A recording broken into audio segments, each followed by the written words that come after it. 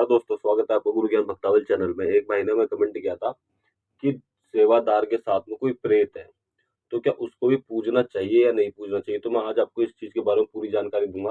देखिए, मैं सारे देवी-देवता के बारे में बताऊँ कि अगर किसी भी देवी या देवता के साथ में कोई भी रोग है, भूत-प्रेत है, कुछ भी चीज़ है, अब वो आया कैसे? या तो किसी ने कुछ करके आपके घर में भेज दिया, ठीक है? तब वो चीज़ आ गई, या फिर आपके किसी परिवार वाले ने, जिनके घर में आपके जैसी सेम जादू पूजती है, जो आपके घर में देवी-देवता पूजते हैं, ऊत-पितर, रैपा सेम वही आपके उनके घर में भी पूजते हैं।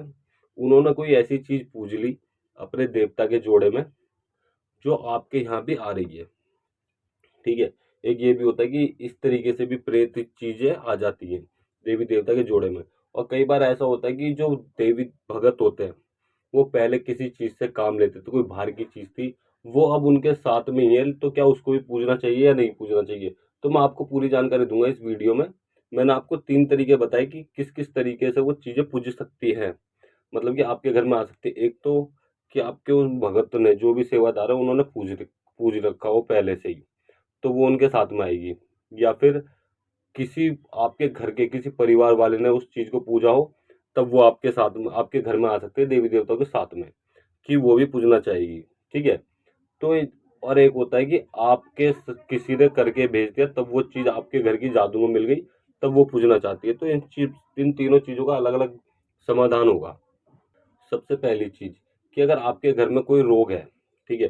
कि आपकी जादू के बीच में किसी ने कुछ करके भेजा है और वो चीज़ को बहुत समय हो गया, वो आपकी जादू में रम गई है, तो उसको क्या करना, पूजना चाहिए या नहीं पूजना चाहिए? देखिए, ये चीज़ें जो होती है, पूजना चाहिए या नहीं पूजना चाहिए, ये खुद भगत के मन में होती है कि अगर आपके घर में आप भगत हो, तो आपके मन में होनी चाहिए, आप उसको पूजना चाहते हो या नहीं पूजना चाहते। अगर नहीं पूजना चाहते, तो उसको हटाने के अलग-अलग तरीके होते हैं, वो आपको आपके गुरुजी बता देंगे। और कई बार ऐसा होता है कि गुरुजी बोलते हैं कि भाई पूज लो, कोई दिक्कत थोड़ी है, ठीक है? वो किस तरीके से पूजा जाता है, ये मैंने पिछली वीडियो में बताया आपको।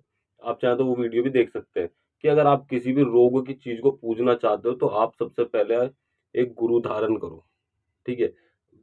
उस गुरु को धारण करना है जिसके पास वो शक्ति हो। ये नहीं कि आपके गुरु के पास वो चीज़ नहीं है, तो आपको एक अलग से गुरु बनाने पड़ेंगे उस देवता के लिए या देवी के लिए, जिनके पास वो हो। तो आप उनको उनसे बात कर सकते हो कि भाई इस चीज़ को हमारे घर से, रोग में से हटाओ, फिर हम इसको देव रूप में पूजेंगे और आप दो हमें देव रूप में। तब आप पूज सकते हो, इसे कोई भी दिक्कत नहीं होगी। लेकिन अगर आप उसको रोग रूप में पूजते हो, तो आपको दिक्कत 100% होगी, 101% होगी, ठीक है? एक चीज़ तो ये हो गई। और दूसरी चीज़ अगर हटाना चाहते हो, तो देखिए जल्दी हटती है, लेकिन थोड़ा-सा समय लग जाता है, ठीक है? वो आपके गुरुजी आपको बता देगा किस तरीके से हटेगी वो चीज़। अब दूसरी चीज़, अगर वो आपके किसी परिवार वाले ने उस चीज़ को पूज लिया है, ठीक है? और आप अपने घर में कोई भी कुछ भी चीज़ करते हो, कढ़ाई बोतल वगैरह करते हो या फिर कोई भी भोग प्रसाद देते हो, तो वो दिक्कत आपके घर में होती है, क्योंकि वो चीज़ आ जाती है। अब आप सोचते हो कि किसी ने करके भेज दिया, जबकि ऐसा नहीं होता, वो आपके घर की चीज़ है। आप तार पूजा देखते हो, तो आपको चढ़ता है कि भई ये घर की चीज़ है। तो वो इसी वजह से चढ़ता है। अब अगर जिन्होंने उस चीज़ को पूज रखा है, वो कोई चीज़ करेंगे, छोटी-सी कढ़ाई बोतल खरीदी उन्होंने, तब भी आपके घर में दिक्कत आएगी कि भई उसे पूजो। वो आगे सीधे बोल देगा, भई आप उससे पूछो भई क्या चाहते हो? तो वो सीधे बोलेगा मुझे पूजो। तो आप पूज भी सकते हो उसको, लेकिन गुरु बना के, ठीक है? और अगर आप उसको पूजना नहीं चाहते, तो आपको एक देवी या देवता की सेवा ऐसे करनी पड़ेगी, जो उसको हटा सके। समझ गए? तो आपको इस तरीके से उसको हटा भी सकते हो और उसको पूज भी सकते हो। लेकिन अगर आपके घर में, परिवार में किसी ने पूज लिया है, तो आप देखिए, आपको ही पूजने में कोई दिक्कत नहीं होनी चाहिए, क्योंकि आप सँभाल सकते हो। मान लो आपने सँभाल लिया, उस चीज़ को नहीं पूजा और उस चीज़ ने कोई दिक्कत भी नहीं दी। लेकिन तब आगे पीढ़ी बढ़ेगी, तो वो वहाँ पे दिक्कत कर सकता है, ठीक है? कि वो वहाँ पे दिक्कत दे सकता है कि भई किसी और ने नहीं पूजा, लेकिन अब तुम पूजोगे। मतलब कि आपके बच्चों पे, इन लोगों पे दिक्कत कर सकते हैं, 100% नहीं है, लेकिन 50-50 मान के चलो कि वो दिक्कत कर सकते हैं। तो आप इस तरीके से इस चीज़ से भी छुटकारा पा सकते हो।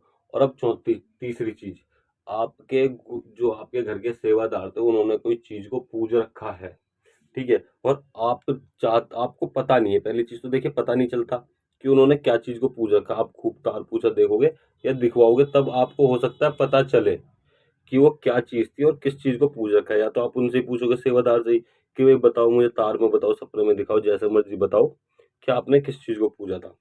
अब आपको पता चल गया कि वो ये चीज़ थी, या फिर उस चीज़ ने खुद आके बता दिया कि भाई तुम्हारे पहले जो रहपा हैं, उन्होंने मुझे पूजा था, मैं पूजना चाहता हूँ इस घर में भी।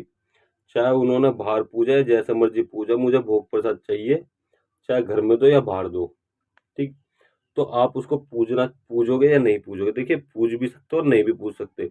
आप चाहें तो उसको आज़ाद कर दीजिए कि भाई हम नहीं पूज सकते आपको, आप अपने स्थान पर जाओ और वहाँ पर रहो। हम आपको पूज नहीं सकते क्योंकि हमें आपके बारे में तौर तरीके नहीं मालूम। लेकिन अगर वो चीज़ फिर भी नहीं मानती कि भाई मैं तो पूजना ही चाहती हूँ, क्योंकि कई बार ऐसा होता है कि चीज़ बोलती है नहीं भाई मैं तो यहीं रहूँगी, मैं तो पूजूँगी या पूजूँगा।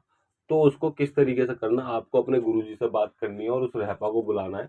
जिस भी सेवादार ने उसकी सेवा करी थी, उसको रखा था, पूजा था।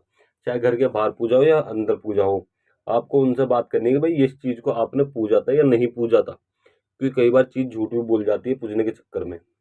अब उन्होंने बता दिया आपको कि हाँ, पूजा था, तो उनसे पूछना है कि किस तरीके से पूजा था आपने, ठीक है?